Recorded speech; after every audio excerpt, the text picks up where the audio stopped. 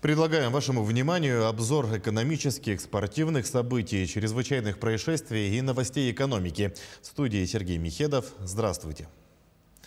В Роспотребнадзоре отмечают серьезное снижение числа новых заражений COVID-19 в стране. Суточные колебания заболеваемости еще возможны, однако таких цифр, как осенью прошлого года, не будет. Незначительные подъемы весной характерны для сезонных инфекций, которой становится и коронавирус, отмечают в ведомстве. Также наметился четкий тренд к снижению количества заражений. Благодаря вакцинации иммунная прослойка населения постепенно увеличивается. Таким образом, ближе к лету есть возможность достичь прошлогоднего минимума по заболеваемости. Между тем, 25 новых случаев COVID-19 выявили в Якутии за сутки. По информации оперштаба региона, в Якутске заболели 17 человек. По 2 заражения обнаружили в Алданском и Нюрбинском районах. Также по одному случаю инфицирования зарегистрировали в Алаиховском, Мирнинском, Усть-Алданском и Усть-Майском районах. За сутки лаборатории республики провели 333 исследования на коронавирус. В регионе продолжается вакцинация. В 44 медицинских организациях развернуто 156 пунктов, созданы 110 мобильных бригад.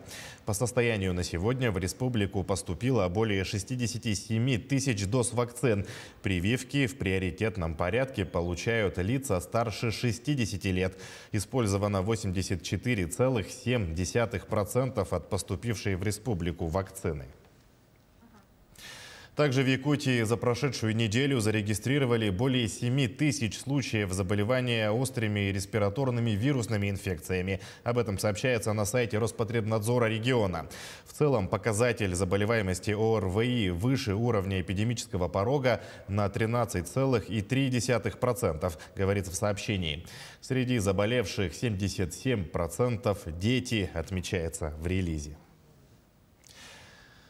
Проект «Онкопоиск Саха.РФ» в Якутии планирует тиражировать на базе центральных районных больниц. Пилотный проект начал работать на базе Якутского республиканского онкологического диспансера в августе прошлого года и уже показал свою эффективность.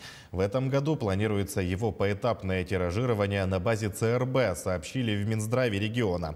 «Онкопоиск Саха.РФ» является адаптированным программным комплексом и используется для скрининга и ранней диагностики 6 основных видов рака, суммарная доля которых в общей структуре смертности населения региона от злокачественных новообразований составляет 50%. Люди с ментальными нарушениями могут научиться в той или иной мере самостоятельно жить в окружающем мире. Об этом говорят результаты проектов по сопровождению проживания людей с инвалидностью. Республиканский детский специализированный дом, который находится в поселке Серебряный Бор Нерюнгринского района, стал пилотным участником такого проекта. Подробности далее. Сегодня в доме-интернате живут 148 детей-инвалидов. Воспитанники распределены на 12 групп. В каждой из них есть педагог-воспитатель и младшая медицинская сестра по уходу за детьми. Также с ними работают дефектологи, социальные педагоги, психологи, врачи-педиатры, невропатологи, психиатры и врач лечебной физкультуры. В нормальное время мы детей вывозим и в цирк, если такое приезжает, и в театры, по музеям, и вот в Атлант нам помогают спонсоры.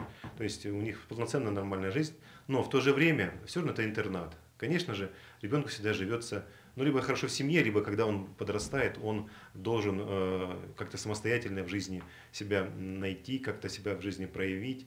И то есть в этом плане тоже мы проводим определенную работу. Так, в 2019 году, в соответствии с приказом Минтруда Республики Саха-Якутия, наше учреждение стало пилотным по сопровождаемому проживанию. Участвовать в пилотном проекте социального воздействия согласились 2 воспитанницы, прошедшие предварительную подготовку в так называемой тренировочной комнате на базе интерната.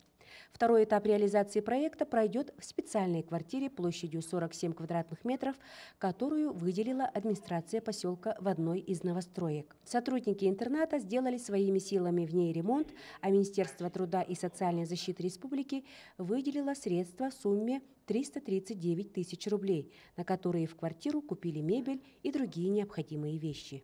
Мы вот специально постарались выбрать квартиру на первом этаже. Квартира полностью оборудована горячей холодной водой, оборудована бытовой техникой. Санузел, соответственно, тоже находится в самой квартире. Ванна, туалет, стиральная машинка, все оборудовано для проживания. 2 кровати уже подготовлены для девочек, шкафы, столы, все собрано. Готовы уже встретить наших воспитанниц и, соответственно, сопровождать их жизни. Девушки, которых ожидает переезд в квартиру, проходят обучение в Якутском техникуме для инвалидов, получают профессию повара. Проект социального воздействия в сфере сопровождаемого проживания должен помочь им стать полноправными членами нашего общества, научить их жить самостоятельно. Тамара Игнатьева, Захар Головин, Нерингри. Переходим к теме экономики. Сейчас об актуальном курсе валют. По информации Центробанка, доллар сегодня стоит 75 рублей 83 копейки. Евро стоит 89 рублей и 35 копеек. Покупает американскую валюту сегодня по наилучшей цене Solidbank за 75 рублей 48 копеек, а продает Азиатско-Тихоокеанский банк за 76 рублей и 5 копеек. Курс покупки евро сегодня самый выгодный у Россельхозбанка – 88 рублей 75 копеек, а продает по лучшей цене европейскую валюту Азиатско-Тихоокеанский банк по цене 89 рублей 50 копеек. Алроса направила 230 миллионов рублей на строительство нового здания Центра дополнительного образования детей «Дворец детства» в Мирном. С подробностями к нам подключается Нургуяна Иванова. Нургуяна, приветствую. Расскажи о новом объекте и когда завершится строительство. Сергей, я тебя приветствую. Дворец детства появится в 10-м квартале города на базе недостроенного корпуса Политехнического института СФУ. По проекту Дворец детства смогут одновременно посещать более 200 детей. Его строительство завершится в конце этого года. А в 2022 году его уже смогут посещать дети. В эфире новости экономики на Якутия-24. В студии работает Нургуяна Иванова. Якутнедра разыграют 5 рассыпных месторождений золота 26 мая на аукционах. Самое дорогое месторождение драгметаллов в долине ручья Леденистый с балансовыми запасами 68 килограмм золота. Планируется продать за 55,5 миллионов рублей. За участок в долине ручья Бедовый стартовый платеж установлен в размере 16 миллионов рублей. Балансовые запасы объекта утверждены в количестве 185 килограмм золота. Еще свыше 7 миллионов рублей планируется разыграть на аукционе месторождения в долине ручья Медведка. Согласно документации, балансовые запасы участка составляют 229 килограмм золота. Четвертое по стоимости месторождения в долине ручья Половинка разыграют со стартовой суммы в 3 миллиона 600 тысяч рублей. Запасы объекта утверждены в размере 82 килограмм золота. Пятый лот ручей Левый Ганам с запасами в 50 килограмм золота планируется реализовать за 2 миллиона 300 тысяч рублей. Взнос за участие в аукционах составляет 28 тысяч рублей. Заявки принимаются до 5 мая. Угледобывающая компания «Колмар» запустит в работу высокотехнологичную шахту «Восточная Денисовская» в Нерингринском районе 9 апреля. Мощность шахты составляет 4 миллиона тонн угля в год, выработка 37 лет. Строительство шахты началось в 2016 году и ведется в 3 очереди. Первое – строительство и запуск шахты с выходом на мощность до 4 миллионов тонн угля в год до 2023 года. Вторая – отработка запасов на основных горизонтах до 2029 года с мощностью 4 миллиона тонн угля в год. Третья очередь подразумевает доработку запасов угля с переходом на нижележащие пласты до 2057 года. На шахте планируется ввести полную конвейеризацию транспортировки угля из выемочных участков до угольного склада на поверхности. Электроснабжение шахты обеспечивается подстанциями номер 52 Денисовская и номер 55 Комсомольская за счет средств федеральной субсидии в рамках обеспечения инфраструктуры резидента ТОР «Южная Якутия». Компания «Газпромнефть» Заполярье по итогам прошлого года добыла порядка 200 тысяч тонн нефти из нефтяной оторочки Чиендинского месторождения. В настоящее время эксплуатационный фонд скважин предприятия составляет 17 единиц. В перспективе планируется пробурить еще около 40 горизонтальных фишбон скважин. Также компания ведет строительство блочно-модульной установки, подготовки нефти, напорного нефтепровода, компрессорной станции и других объектов нефтегазовой инфраструктуры Чендинского нефтегазоконденсатного месторождения. Ввод данных объектов в эксплуатацию позволит к 2023 году увеличить ежегодную добычу нефти до 1 миллиона тонн жидких углеводородов. Компания «Высочайший» отложила проведение первичного публичного размещения акций из-за высокой волатильности на рынках капитала России и в мире. Как говорится в сообщении, в компании сохраняют уверенность в существенных перспективах развития и надеются стать публичной компанией в будущем, когда рыночные условия станут более благоприятными. Отметим, что «Высочайший» разрабатывает месторождение золота в Иркутской области и Якутии. Тендер Минэкологии Якутии на ликвидацию хвостохранилища Куларской ЗИФ признан несостоявшимся, так как его условия не заинтересовали потенциальных исполнителей. Основной причиной отсутствия интереса является удаленность объекта и сжатые сроки проведения ликвидационных мероприятий. Золотоизвлекательная фабрика расположена на территории Устьянского района. При этом завершить ликвидацию объекта необходимо до 10 декабря 2022 года, а несоблюдение сроков ведет к штрафам для подрядчика. Сейчас планируется провести повторный конкурс в виде запроса котировок. Условия тендера также могут быть пересмотрены. Промышленные предприятия Якутии могут привлекать на вахтовую работу только привитых от коронавируса людей. Глава Якутии Айсан Николаев 29 марта на заседании Республиканского оперштаба распорядился донести до организации новое требование. Также, по его словам, вакцинироваться в Якутии будут только те, кто имеет постоянную прописку. Это были все новости экономики к этому часу. Оставайтесь в курсе событий на Якутия-24. Сергей, у меня на этом все. Тебе слово. С экономической ситуацией в стране и мире нас ознакомила Ниргуяна Иванова, а мы продолжаем выпуск. Призывникам в армию в этом году при желании будут ставить прививку от коронавируса. Отметим, что призыв в армию в Якутии пройдет с 1 мая по 15 июля. Всех новобранцев перед отправкой на службу обязательно проверят на наличие коронавируса. По данным Генштаба Вооруженных сил, весной и летом прошлого года медики в военкоматах выявили более 1500 зараженных COVID-19. Еще более 7000 новобранцев оказались контактными лицами и провели какое-то время в изоляции, и в армию они не попали. В этом году у срочников появится возможность получить прививку от COVID-19 на месте службы. В Якутске начал работу традиционный ежегодный семинар для архитекторов республики. На мероприятие собрались главные архитекторы со всех районов региона. Формат встречи очный, по Zoom-сессии могут подключаться желающие послушать обсуждение. Специалисты в области градостроительства и жилищного надзора рассказывают о последних изменениях в законодательстве, комплексном развитии территорий, делятся положительным опытом в реализации объектов благоустройства и участия граждан в принятии решений по вопросам развития городской среды. По словам главного архитектора республики Ирины Алексеевой, основные нововведения в градостроительное законодательство касаются комплексного развития территорий. Правительство Республики Саха-Якутия готовит как раз нормативно-правовую базу.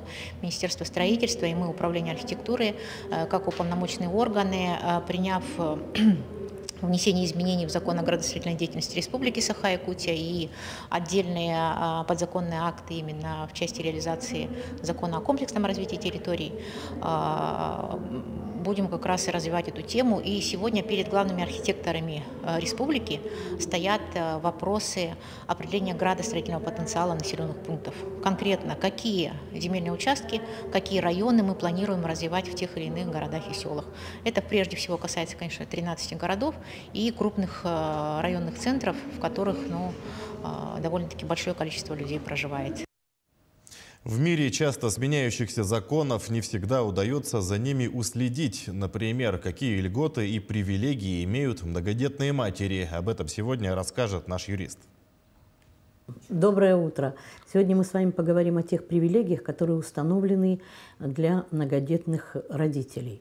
В 2018 году в Трудовой кодекс Российской Федерации была введена новая статья 262 со значком 2, согласно которой многодетные родители имели право на ежегодный оплачиваемый отпуск независимо от времени его использования, то есть по их желанию, независимо от графика, те многодетные родители, которые имели 3 и более детей до 12 лет.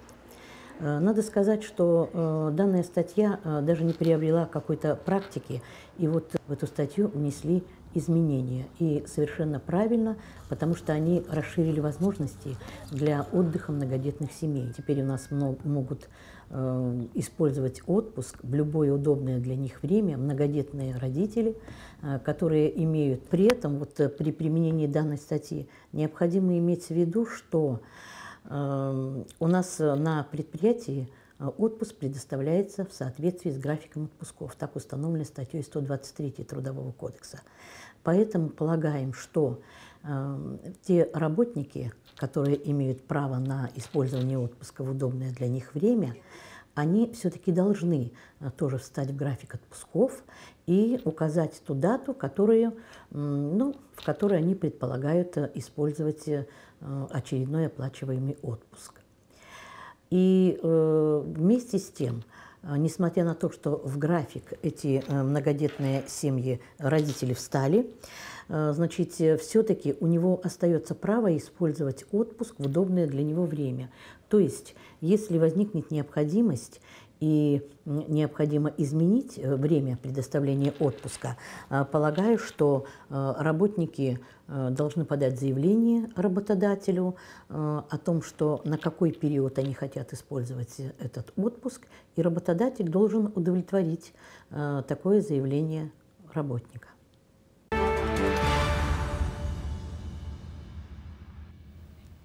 Усилия участников операции по освобождению сухогруза Ever Given, севшего на мель в Суэцком канале, увенчались успехом. Сотни судов, ожидавшие, пока будет разблокирован фарватер, могут продолжать движение, рассказывает Сергей Берец. Космических размеров контейнеровоз Ever Given, который на прошлой неделе сел на мель и перегородил по диагонали Суэцкий канал, пришел в движение. Операция по освобождению судна завершилась в понедельник. Целая флотилия буксиров доставила Ever Given в Большое Горькое озеро между северной и южной частями канала. Там будет произведена техническая оценка состояния судна. Ранее японский судовладелец сообщил, что рули и винты не повреждены. Навигация по каналу возобновится вечером 29 марта. Очереди на проводку ожидали более 360 танкеров, контейнеровозов, балкеров и судов других типов. На Кубе прошел красочный автопробег против американских санкций. Жители Кубы на автомобилях, велосипедах и мотоциклах выехали на акцию протеста с требованием отменить продолжавшееся уже более 60 лет торговое эмбарго со стороны США. Подробности далее. Сотни автомобилей, мотоциклов, авторикш и велосипедов выехали в воскресенье на набережную Малекон в Гаване в знак протеста против продолжающейся экономической блокады Кубы Соединенными Штатами. С громкими сигналами и развивающимися флагами караван проследовал мимо американского посольства. Протестующие в медицинских масках требовали снятия с острова более чем 60-летнего эмбарго. Мы за отмену блокады, санкций и открытие американского посольства, чтобы семьи могли воссоединиться. За последние годы администрация Дональда Трампа приняла сотни постановлений, ужесточающих торговое эмбарго в отношении Кубы, что привело к ухудшению и без того тяжелой экономической ситуации на острове. В ходе предвыборной кампании Джо Байден обещал отменить постановление своего предшественника. Сейчас в Белом доме говорят, что пересматривают политику в отношении Кубы, однако когда и как именно она изменится, пока что не сообщается. Американская компания Boston Dynamics показала нового робота. Он выглядит гораздо более скучным, чем предыдущие, но пригодится на складе, рассказывает Татьяна Гамозова. Boston Dynamics представила нового робота. Не такого впечатляющего, как их танцующий спот, но, как считают в компании, чрезвычайно востребованного. Стрейч – это погрузчик, у которого всего одна задача – перемещать коробки. Как рассказал Рейтер, вице-президент компании Майкл Перри, необходимость таскать тяжести нередко становится причиной большой текучки кадров, например, в ритейле. Начиная проект по автоматизации предприятия, мы всегда спрашиваем сотрудников, какая часть работы для вас самая трудная. И очень часто слышим в ответ, что наиболее тяжелое и неприятное дело – это разгрузка. По словам Перри, спрос на логистические услуги начал стремительно расти еще до пандемии. При этом людей, готовых работать на складе, больше не становится. И автоматизация – хорошее решение проблемы. Стрейч способен поднять до 50 фунтов, это около 23 килограммов, а в час передвигает до 800 коробок. Это первый продукт Boston Dynamics, созданный под одну единственную задачу. Наиболее известна фирма своими роботами Atlas и Spot, которые имитируют движение человека и собаки и могут использоваться для самых разных нужд. Исландцы сыграли в волейбол возле жерла извергающегося вулкана. Группа туристов устроила волейбольный матч на фоне, пожалуй, одного из самых зрелищных видов на жерло извергающегося вулкана и вытекающие из него потоки лавы. Напомним, с начала его извержения 19 марта вулкан превратился в центр притяжения для сейсмологов, зевак и фотографов. Для одних это предмет научного интереса, для других – яркое во всех отношениях шоу. Cheers, my dear. Let's go. Hey.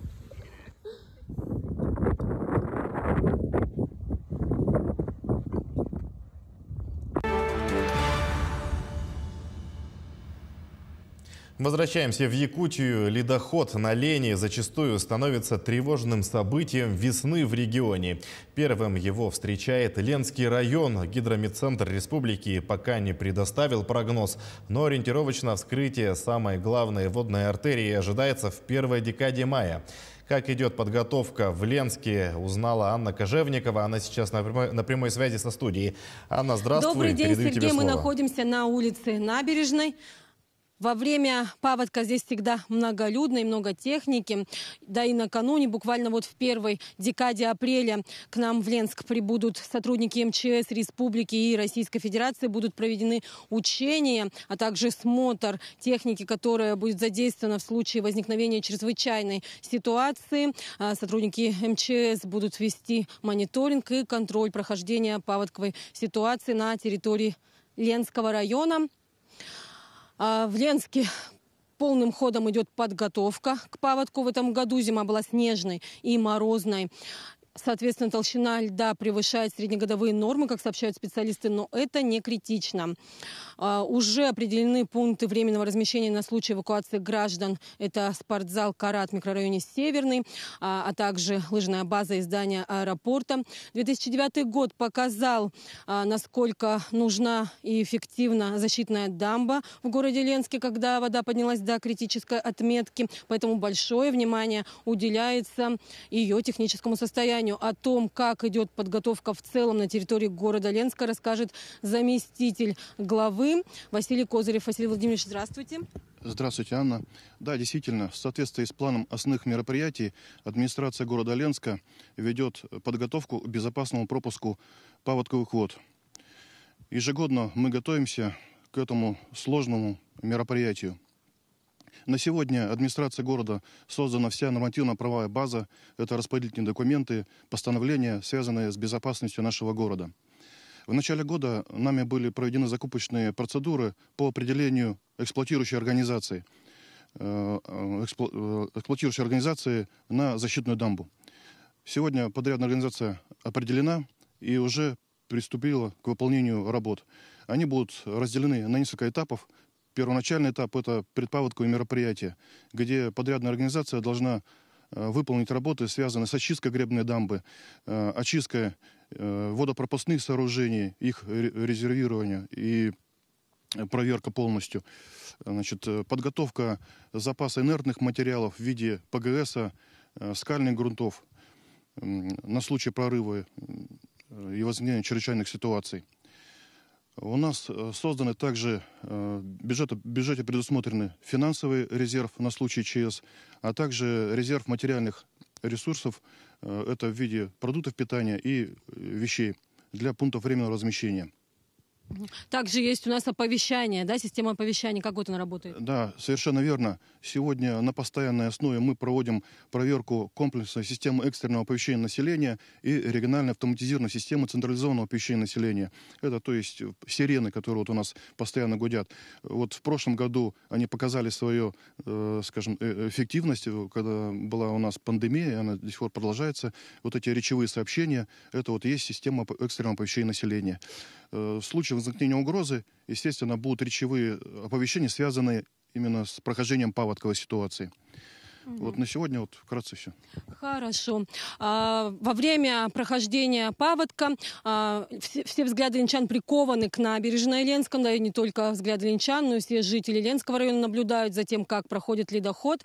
А достоверную информацию они могут получить, конечно, из официальных источников. Это СМИ и единая дежурно-диспетчерская служба, которая оперативно предоставляет всю информацию. Также на набережной Ленска размещена камера видеонаблюдения, которая в прямой трансляции в режиме онлайн показывает, как проходит ледоход на реке Лена. Ссылку размещают в соцгруппах мессенджера WhatsApp, и любой житель Ленска, да и вообще житель любой точки страны и мира может посмотреть, как идет ледоход на территории Ленска. Ну, а мы, работники СМИ, конечно, будем тоже следить за прохождением ледохода и сообщать, какая паводковая ситуация у нас в районе, пока он не покинет границы Ленского района. Так что все жители республики могут смотреть на телеканале Якутия-24, как проходит ледоход на главной водной артерии республики. Сергей. Аня, спасибо за исчерпывающую информацию. Мы продолжаем наш выпуск. У жительницы города Якутска средь бела дня украли денежные средства. Так, в дежурную часть отдела полиции номер 2 столицы от горожанина поступило заявление о краже 12 700 рублей. Более подробное происшествие расскажет мой коллега Дмитрий Тымыров.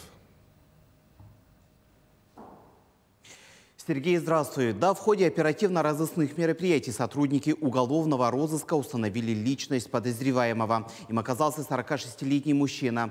Так установлено, что в одном из банков города потерпевшая хотела снять денежные средства со своей банковской карты. Банкомат вернул карту, но деньги не вышли из купюроприемника. Не дождавшись, женщина обратилась к специалистам банка и отошла. После ее ухода банкомат выдал купюру, чем и воспользовался злоумышленник. Похищенные денежные средства он потратил на личные нужды. По данному факту возбуждено уголовное дело по статье «Кража». Здравствуйте, в эфире рубрика «Чрезвычайные происшествия», в студии Дмитрий Тымыров.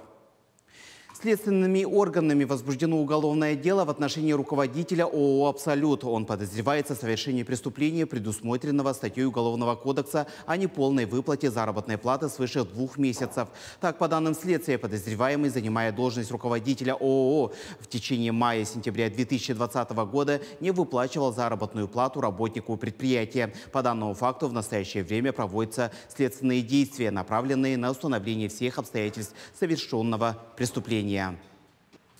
Прокуратурой Алданского района признано законным возбуждение уголовного дела по факту незаконного хранения драгоценных металлов в крупном размере. Так, доследственной проверкой установлено, что на участке местности федеральной автодороги А-360 Лена на территории Алданского района сотрудниками ГИБДД остановлено транспортное средство марки Toyota Land Cruiser Prado. При приближении сотрудников полиции к автомобилю один из пассажиров через окно выбросил на улицу меховую рукавицу, которая была изъята на месте происшествия. Установлено, что в ней находилось 5 свертков природного рассыпного шлихового золота на общую сумму более 3,5 миллионов рублей, что является крупным размером. В настоящее время по уголовному делу проводится предварительное следствие, ход которого находится на контроле прокуратуры района.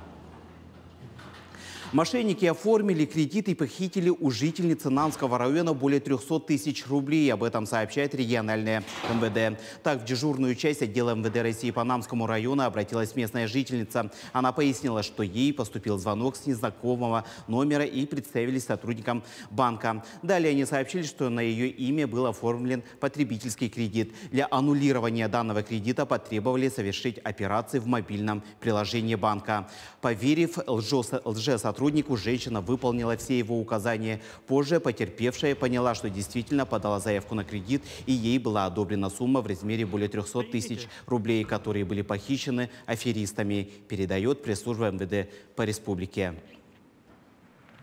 А теперь к происшествиям из-за пределы региона. Один человек погиб после взрыва газа в доме в Зеленодольске в ночь на вторник в Татарстане. Взрыв в многоэтажке спровоцировал обрушение 6 квартир на 7-м этаже и еще одной этажом выше. Спасатели обнаружили погибшего мужчину и пострадавшую женщину. Ее доставили в больницу. Жильцев эвакуировали, им предложат временное жилье. На месте развернут оперативный штаб экстренных служб. Следственный комитет завел уголовное дело о причинении смерти по неосторожности. В качестве основной причины происшествия рассматривается взрыв бытового газа. Заблокировавший Суэцкий канал контейнеровоз сняли с мели. Об этом сообщил поставщик морских услуг Inchcape Shipping в Твиттер. Контейнеровоз Эвергивен был успешно снят с мели в 4:30 по местному времени, в 5:30 по московскому времени, говорится в сообщении. На кадрах, опубликованных Рапли, видны работы по снятию судна с мели. Отмечается, что пока неизвестно, когда восстановится движение в Суэцком канале. Сейчас, по данным СМИ, в очереди находится 450 судов. Напомним, во вторник 23 марта контейнеровоз Эвергивен длиной 400 метров и грузоподъемностью порядка 200 тысяч тонн сел на мель в Суэцком канале и заблокировал движение судов в обе стороны. Это был обзор чрезвычайных происшествий. Берегите себя и до встречи в эфире. Идем далее. Сегодня Якутск официально станет столицей тотального диктанта. Церемония передачи этого статуса пройдет в Санкт-Петербурге, сообщает пресс-служба Минкультуры региона.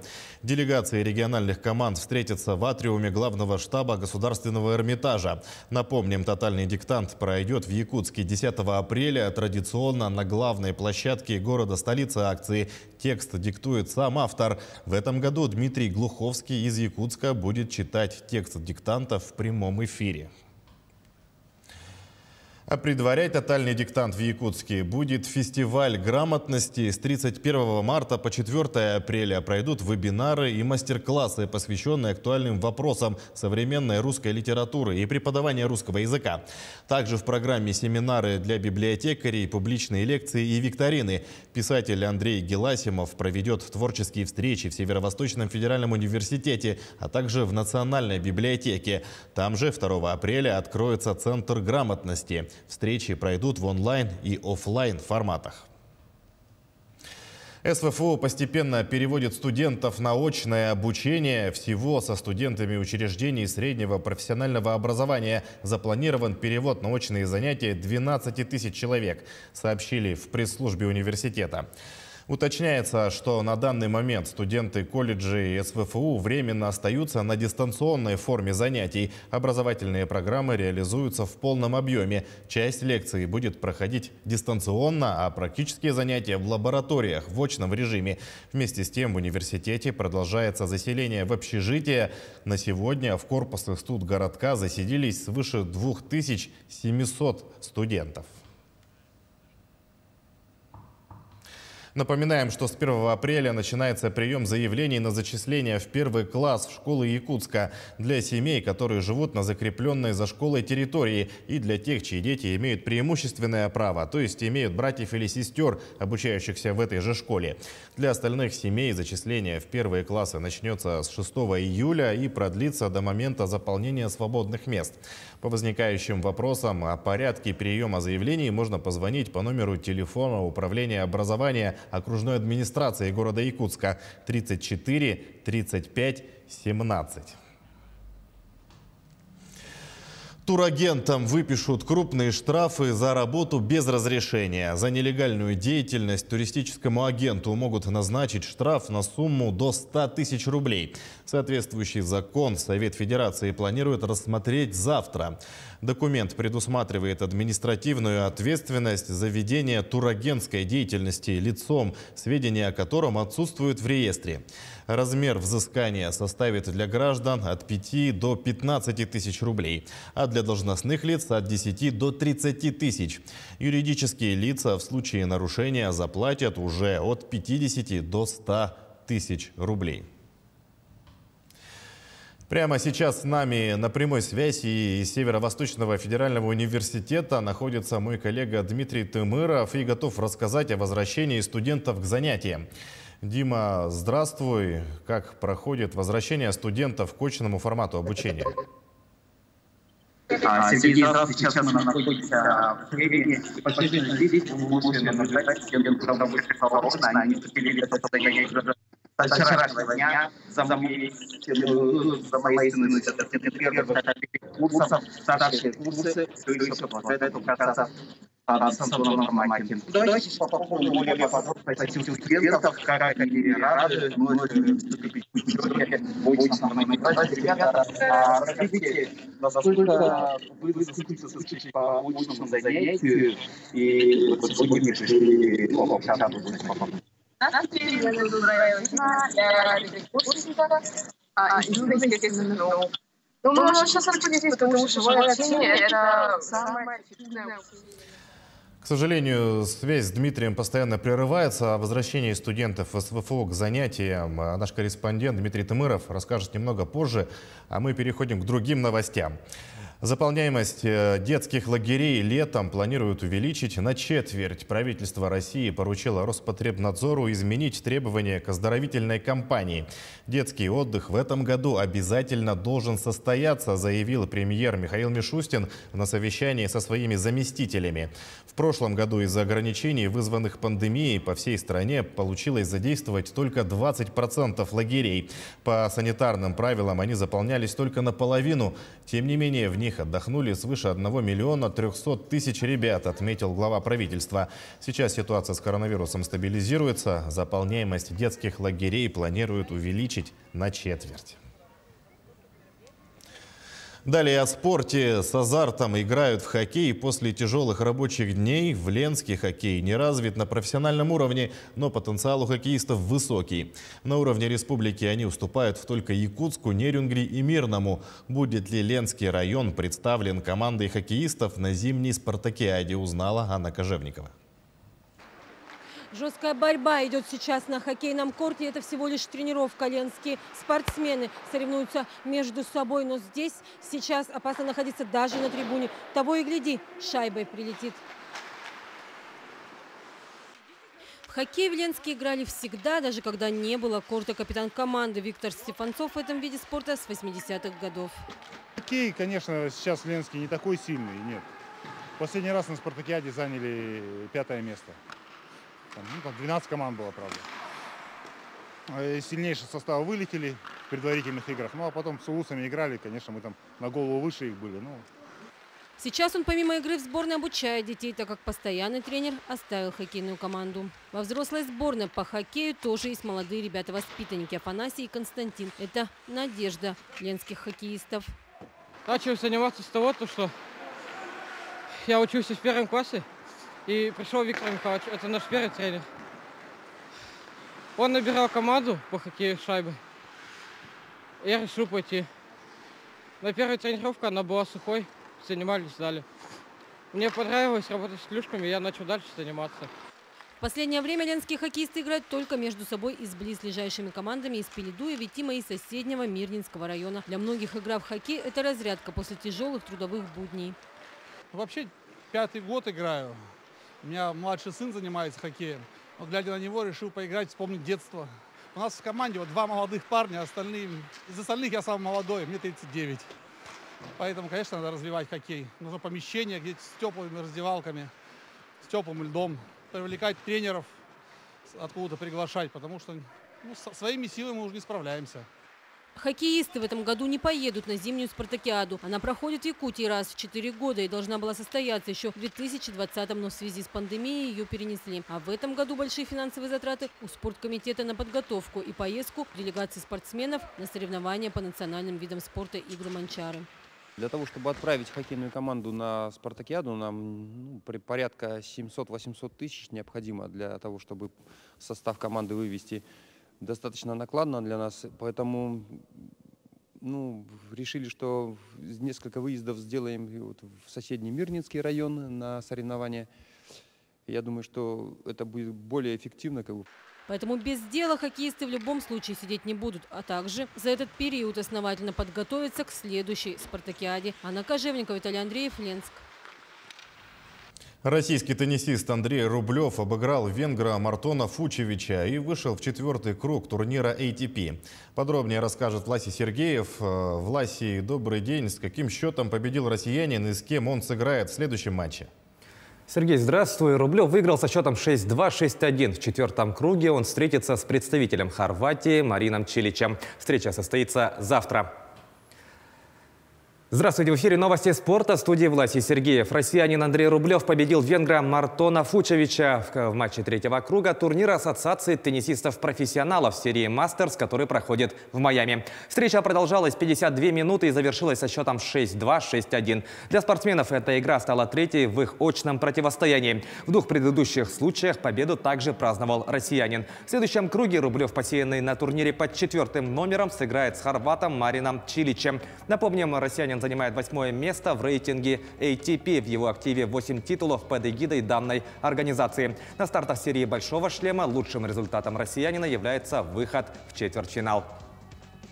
Этой ночью футболисты сборной России в гостях сыграют с командой Словакии в рамках 3-го тура отборочного этапа чемпионата мира 2022 года. В данной игре своей команде не сможет помочь защитник россиян Александр Жиров, выступающий за немецкий Занхаузен, поскольку между Словакией и Германией существуют жесткие карантинные ограничения. Также на поле не появится получивший повреждения полузащитник Краснодара Игорь Смольников. Ну а что касается словаков, то пропустит игру один из лидеров команды Станислав Лоботка из итальянского Наполи. В данный момент россияне возглавляют свою группу, победив в первых двух турах команды Мальты и Словении. Матч Словакия-Россия стартует в 3:45 ночи по якутскому времени. Российский нападающий итальянского футбольного клуба «Фиорентина» Александр Кокорин возобновил тренировки после пройденного курса лечения травмы. Напомним, россиянин в мартовском матче серии А против римской Ромы получил повреждение прямой мышцы бедра и с тех пор на поле не выходил. Сообщается, что Кокорин будет готов к игре против Аталанты, которая пройдет 11 апреля. Напомним, нападающий перешел в Фиорентину из московского «Спартака» в январе текущего года. За это время он принял участие в 3 матчах, проведя в сумме 77 минут на поле и не отметившись результативными действиями. Московский ЦСКА на своем льду одержал победу над ярославским «Локомотивом» в 7-м матче четвертьфинальной серии плей-офф континентальной хоккейной лиги и вышел в полуфинал турнира. Встреча завершилась со счетом 2-0. Авторами заброшенных шайб стали Мэтт Робинсон и Максим Шалунов. Таким образом, армейцы выиграли серию со счетом 4-3. В финале западной конференции они сыграют с петербургским «СКА», который в своей серии со счетом 4-1 победил московское «Динамо». Противостояние ЦСКА и со «СКА» начнется 2 апреля в Москве. Напомним, что московский клуб является действующим победителем Кубка Гагарина. Перейдем к событиям нашего региона. Якутянки стали победительницами 2-го открытого чемпионата Республики Тыва по бодибилдингу. Соревнования, участниками которых стали порядка 60 мужчин и женщин из различных регионов страны, прошли в Кызыле. Мария Тастыгина заняла 1-е место в номинации «Фитнес-бикини» в категории «Мастерс». Также в ее активе серебро в ростовой категории. Ее сокомандница Лариса Тастыгина отпраздновала победу в абсолютном первенстве в ростовой категории «Фитнес-модель». Якутские ушуисты завоевали 11 медалей на дальневосточных играх боевых искусств, которые прошли в Хабаровске. Республика в этой дисциплине была представлена 5 воспитанниками специализированной спортивной школы Олимпийского резерва «Хатой» под руководством тренера Василия Самсонова. Наилучшего результата добилась Анна Романова, оформившая золотой хэт-трик. Якутянка стала первой в состязаниях по тайцзи-цюань с оружием, и без него также она первенствовала в парном выступлении. Всего в активе сборной республики 6 золотых, 4 серебряные и 1 бронзовая медали. Таковы главные спортивные новости к этому часу. Занимайтесь спортом и будьте здоровы. Сергей, у меня на этом все. Передаю слово тебе. С победами и поражениями на спортивном поприще нас ознакомил Власий Сергеев, а мы идем далее. В Якутске в Центре культуры и современного искусства имени Юрия Гагарина открылась выставка первообразы Олонхо творческой группы «Архетип». Прямо сейчас к нам присоединяется наш корреспондент Алексей Лукьяненко. Алексей, приветствую. Что представлено на выставке? Да.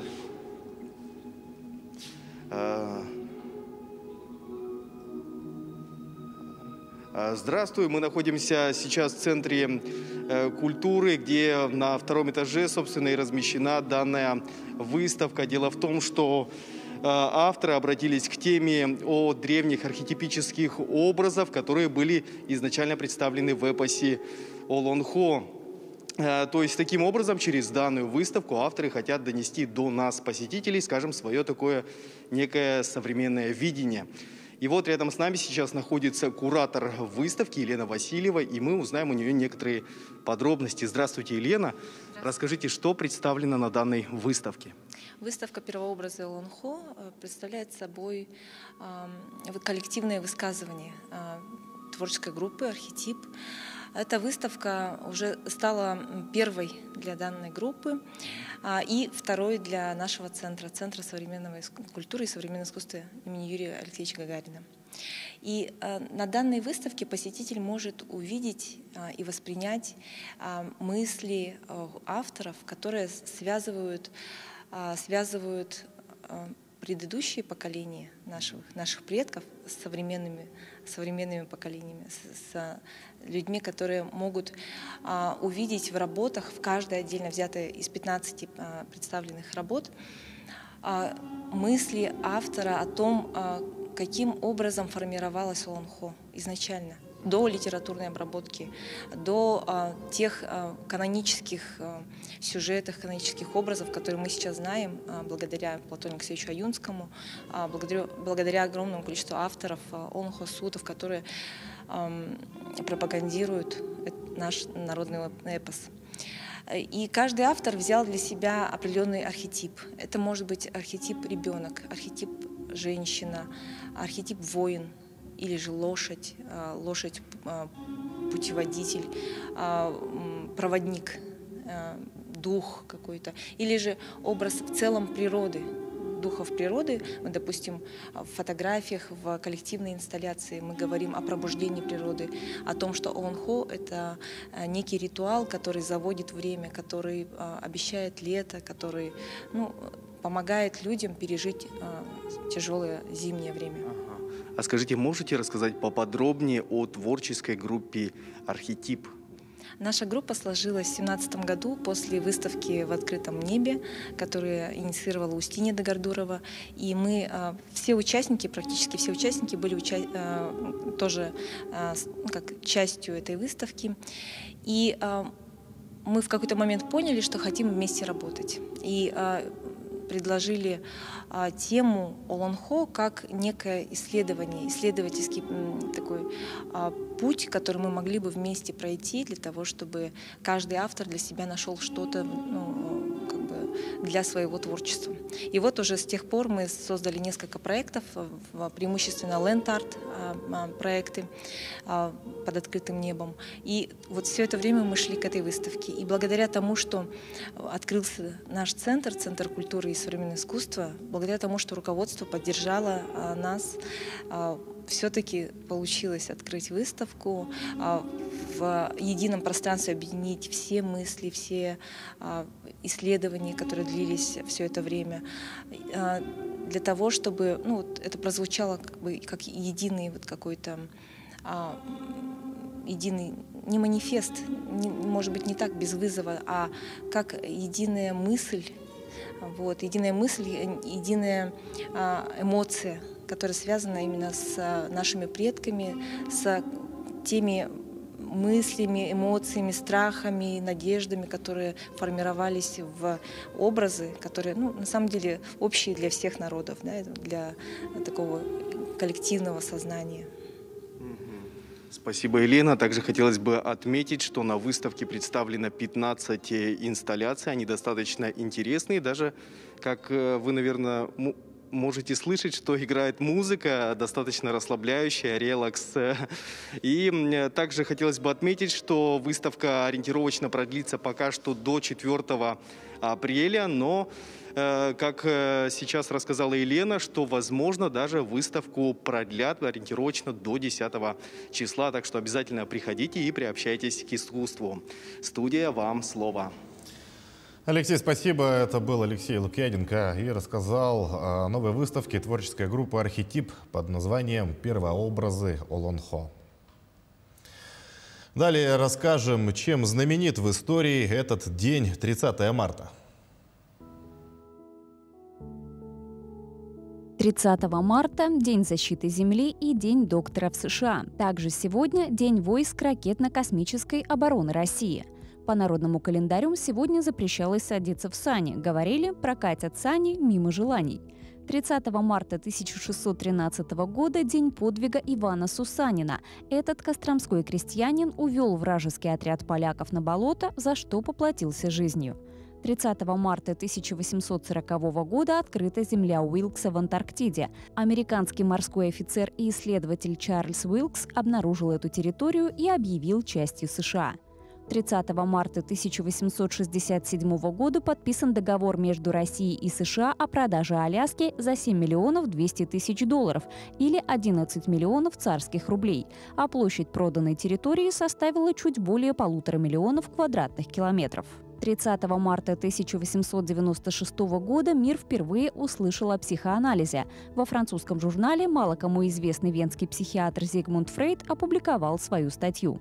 30 марта 1970 года на экраны страны вышел фильм «Белое солнце пустыни». В этот день в 1746 году родился Франциско Гойя, испанский художник и гравер.